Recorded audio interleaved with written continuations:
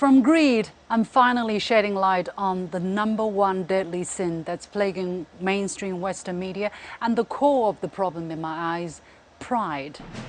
The famous ancient thinker Saint Augustine once said, "It was pride that changed angels into devils. It is humility that makes man as angels." The pride to be right seems to be turning Western media and political establishment into devils who see China's peaceful rise as a pacing threat.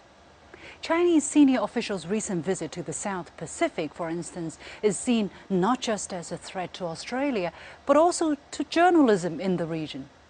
China is said to be the reason why Japan is turning away from post-World War II pacifism, and Russia's being an independent country is reportedly potentially subordinate itself to China, thus posing a threat to Japan. And the list of such headlines goes on and on. Such narratives are increasingly dominating China-related reports, especially after the U.S. Secretary of State labeled China the most serious long-term threat to the current international order. Now, China is seen as a quote-unquote threat, and I think that's where a lot of this negativity comes from. Pride goes once again to American exceptionalism. I mean, it's this idea that we're absolutely right, that we can't be wrong, that everything that we do. But the reality is that as we speak, trust in the United States has gone down to an all-time low. They have no faith in their government. They have no faith that things are getting better. Pride is literally killing us. We cannot see beyond our own faults.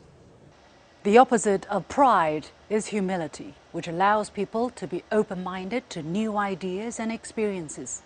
Despite the enormous socioeconomic progress China has made, it has become politically incorrect in the West to acknowledge China can do something right. You can hear the phrase, "at what cost?" So China's eliminated poverty, but at what cost? China is providing free vegetables to citizens in lockdown to save their lives from COVID, but at what cost? And so you can really see a laziness in the way in which the media are just dutifully following basically a political line which is dictated from the White House. Such a mentality seems deeply entrenched in the minds of Western journalists and editors, including those in the visual department. Positive images of China are hard to come by on Western media these days.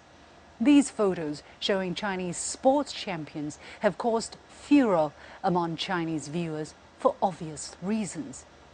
That may explain why those who set foot in the country would find a completely different country from what they were told before.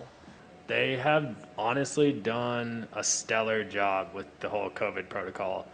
I didn't really know what to expect. Being stateside, you kind of heard some pretty bad media, and that is completely false. It's actually been phenomenal. As much as Western journalists pride themselves as the fourth estate, but the reality is over 1 million people have died in the US of COVID-19 and counting. Nobody has been held accountable. There may be conscientious voices asking the difficult questions, but they have apparently not made a real difference. Something to be proud of? In all fairness, China is by far not perfect, but has gotten more than its fair share of criticism in overseas media for being different and trying to keep it that way. In the foreseeable future, as long as the US is obsessed with competing with China, we may see more manifestation of the 7 deadly sins I have listed.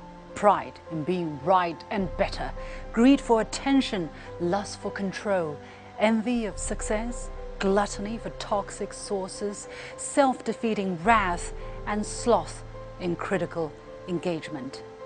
Just bear in mind, the real picture might be very different. Next time, when you come across a report on China, will you know any better?